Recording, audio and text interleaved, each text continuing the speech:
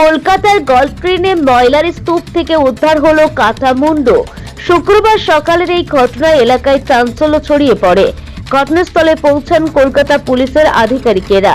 স্থানীয় সূত্রে জানা গিয়েছে, শুক্রবার গল্ফ ট্রেন এলাকায় একটি বহুতল আবাসনের পেছন দিকে ময়লার স্তূপ পরিষ্কারের সময় মুন্ডটি পড়ে থাকতে দেখা যায়।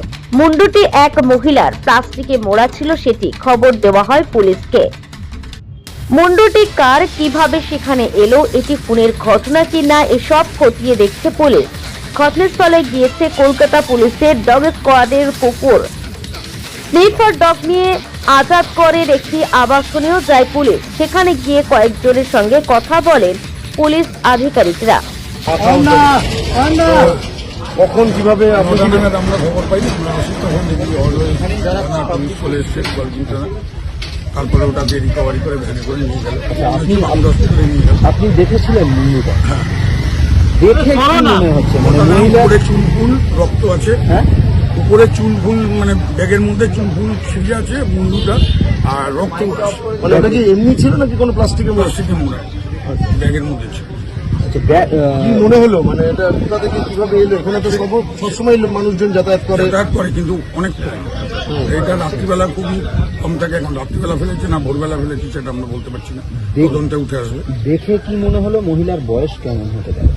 সবাই তো বলছে যে 25-26 হবে। আচ্ছা, এমনি প্রাথমিকভাবে কি কোনো পরিচিত বা আপনাদের স্থানীয় কেউ মিসিং এরকম কোনো খবর আছে? না, কোনো খবর। আচ্ছা, কি মনে হচ্ছে যে বাইরে থেকে কেউ এসে ফেলে গেছে? কি মনে হচ্ছে? বডিটা এসে এখানে ওদের মুন্ডুটা এনে এখানে কেউ ফেলে দিয়ে চলে গেছে। আচ্ছা, মানে যেহেতু শুধু মুন্ডুটা পাওয়া গেছে, মুখের অন্য কোনো না, অতটা দেখা যায়নি। ওই ব্যাগ অবস্থায় নিয়ে চলে গেছে পুলিশ। কোনো নাক ভাঙা এই ধরনের একটা ঘটনা এই এলাকাতে পাশে একটা কেন্দ্রীয় সরকারি আবাসন না, আমাদের এখানে এরকম ঘটনা কোনোদিন হয়। তো আপনারা কি চাইছেন, মানে আরো পুলিশি নজরদারি? নিশ্চয়ই পুলিশ তো আছেই, তদন্ত করছে। তদন্ত কি হয়েছে, বডি কোথায় আছে, কি আছে। এই রাস্তাটায় কোনো সিসিটিভি ক্যামেরা না, এই জায়গাটা কি ভ্যাট হিসেবেই ব্যবহার হয় রাস্তার পাশে? ম্যাক্সিমাম ব্যাটারি কাউন্সিলর অনেক চেষ্টা করেছে এটা বন্ধ করার, কিন্তু সবাই কেউ কোনো কথা শোনে না, গাড়ি করে মার ফেলে দিয়েছে।